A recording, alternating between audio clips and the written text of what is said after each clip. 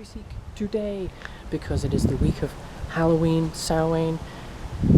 Gotta come to the graveyard, haven't you? So I did have a plan for today and got there and realised I'd already done the cemetery seek there. That's the point I'm getting to now, where I've been to so many in the Midlands area that I keep going to ones that I've already been to. So I have walked through this one before but not filmed it. So today we are in Ilkeston and this is St Mary's, just in front of this amazing door. Look at these cool green men reliefs on this door. It does actually look like the church is open also, so bonus. But I do have a bit of history that I cobbled together on the way here because I was obviously prepared to go to another church, which I'd already done. I had all the notes for that. Then I was like, wait, this is looking familiar. And I'd already been there. So, got some notes on this one, but it's going to be mainly a looking at things. And, as I said, going inside. So, come with me now as we have a look around St Mary's in Ilkeston.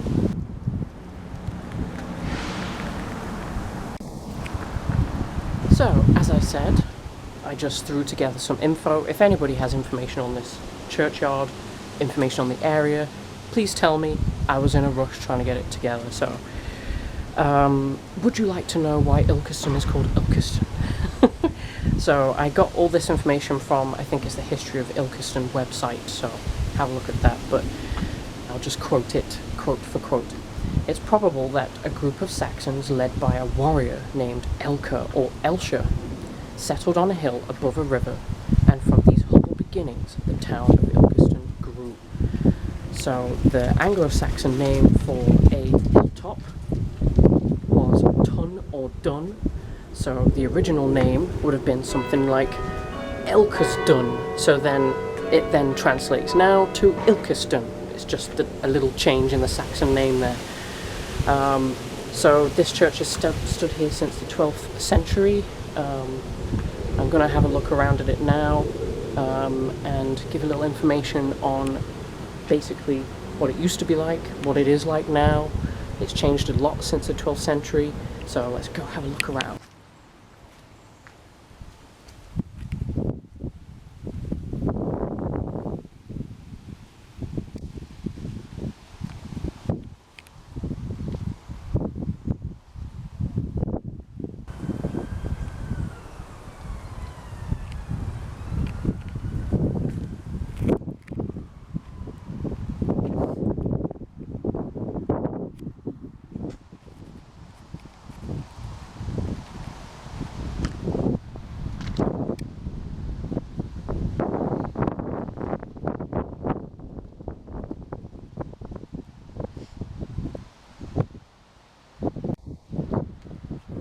So when approaching this church, you'll notice it's very high up.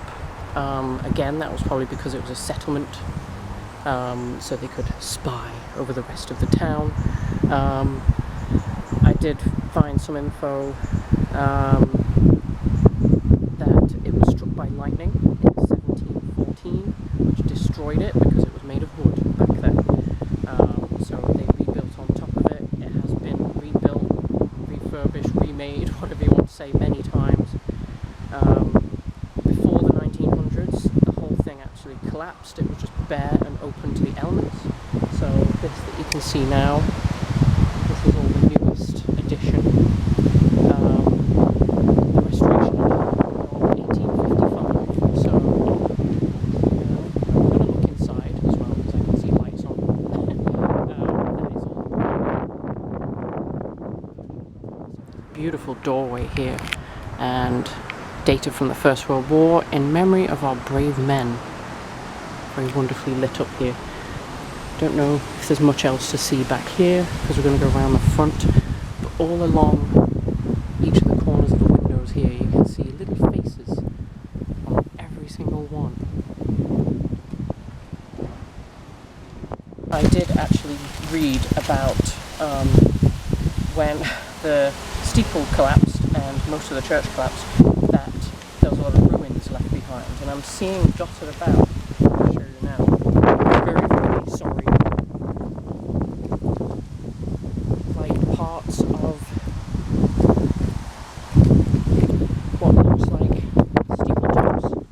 So that supports that theory. Also, whilst we're outside, stand out of the wind here. Just zoom in, you can see we are very high up. There's the top of Ilkeston over there on this beautiful sunny day. Everyone, should we have a gander inside? Heard the bells going off as you heard earlier. So let's go have a look here. Furthest corner here. This little guy hanging on for his dear life. Aww. Awesome faces. Their noses almost run away, but let's do it.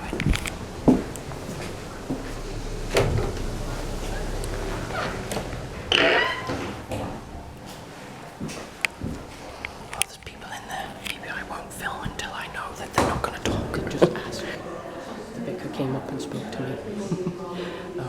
The lighting is so beautiful in here today, so I'm not going to be talking much because there's people in here, but I have to show you the front and one of the main entrances. So this front is wonderful. And in the same theme, look at this curtained door. So pretty. Let's go have a look at the rest of it.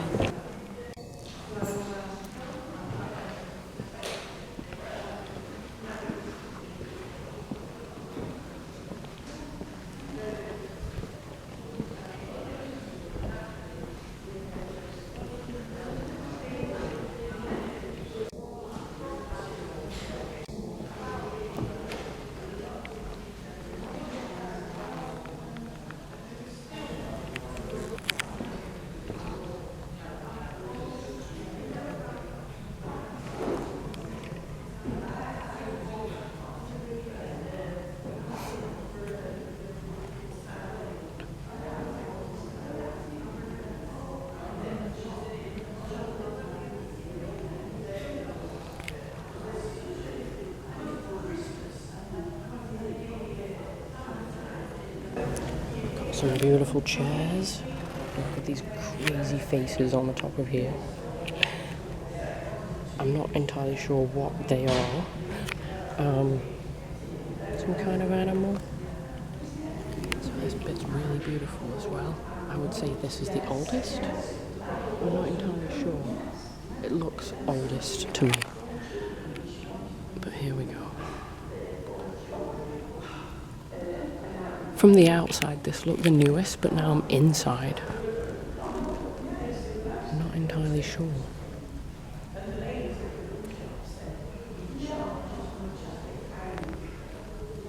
And that even looks really old through there. Here lieth the body of Templar Flamsteed, son of John and Anne Flamsteed, who was born 1752. Really lovely relief here as well. Is that iron? I think that's actually iron. Wow. So just as I'm coming over this side, I would say this explains that it is an oldest area with the Crusaders' tomb. Nicholas de Canton.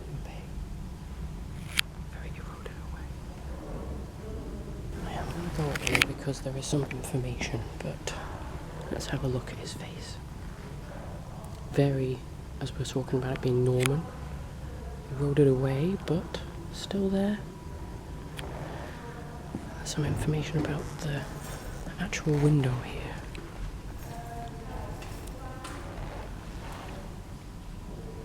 And I'm intrigued as well because there's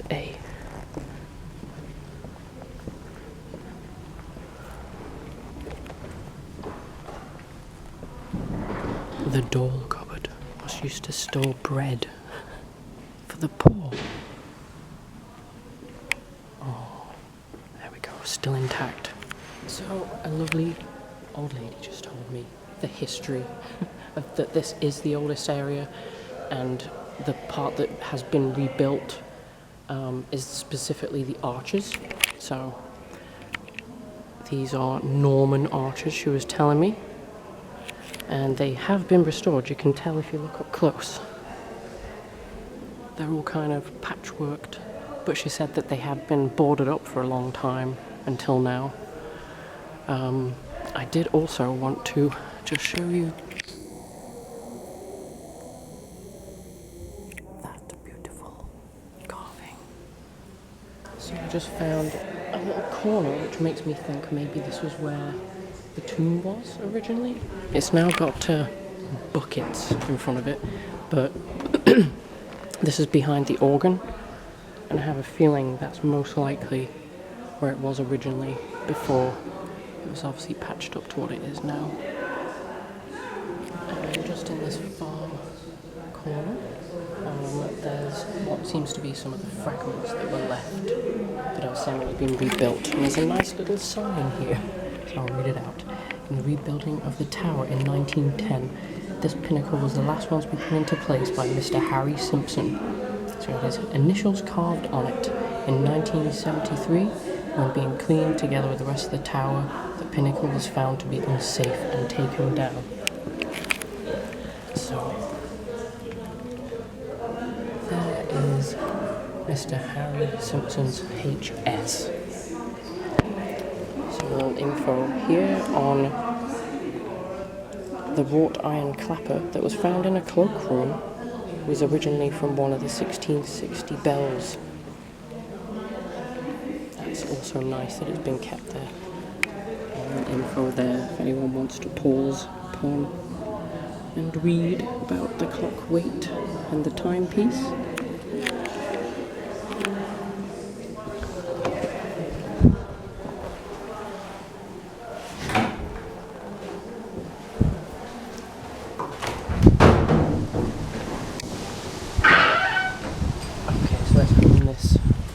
Unwindy crevice right here where I started. So that was St. Mary's in Ilkeston. Wonderfully well kept church. Definitely would suggest coming and have a look at its 1700s Saxon Norman influenced, very well looked after, because those arches were magnifiques, so well done to them for keeping them in perfect condition. If anybody else has any interest in the area or history from Ilkeston, please tell me down below, because as I said, this was a very rushed visit. Didn't know I was coming till last minute because my other idea fell through, but it's a beautiful day today. Sorry for any of the wind, but it is a blessed Samhain, happy Halloween, whatever you want to celebrate for this week of. Just remember those that have passed and do something spooky in your area. Bye for now. But wait, there's a museum. There may be more to fill. If you look at this, there's a little museum. So, I think I'm going to go in. I want to find out some history that might actually reflect the church.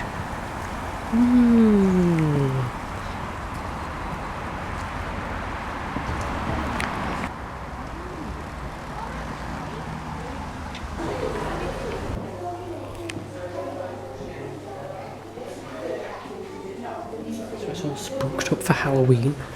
But this is basically representative of an old house from the 1800s. So this is really interesting about death pennies. I didn't know about this. Widow's pennies, dead man's pennies, basically given to the next of kin of those who had died in World War I. Did you know about that? There was 1,355,000 plaques made. They were used 450 tons of bronze.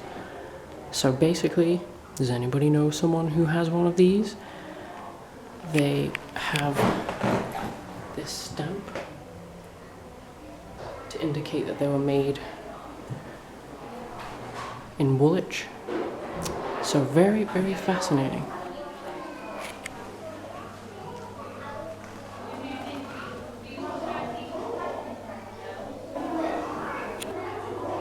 And a room dedicated to all of the different things that were made in this area. Something I thought was really touching was all of their clocking in cards from working at the lace factories, and some very awesome photographs there of just how hard they had to work. It's crazy.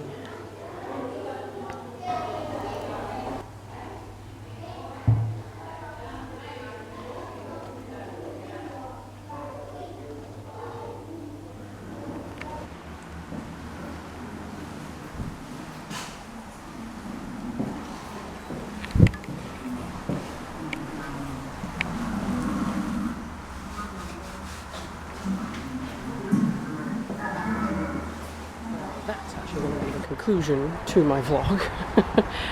There wasn't any information really about the church. There was a tiny bit in the archaeology room about the actual collapsing of the church and the bits that were left behind. But this is Dalby House, where the museum is held. Fascinating little museum. It's quite tucked away, but it is free. So I'm gonna have that as my end to the vlog. I thought it was interesting to just come and see the history on this beautiful day. So goodbye from me for a second time. Until next time, everybody. Bye.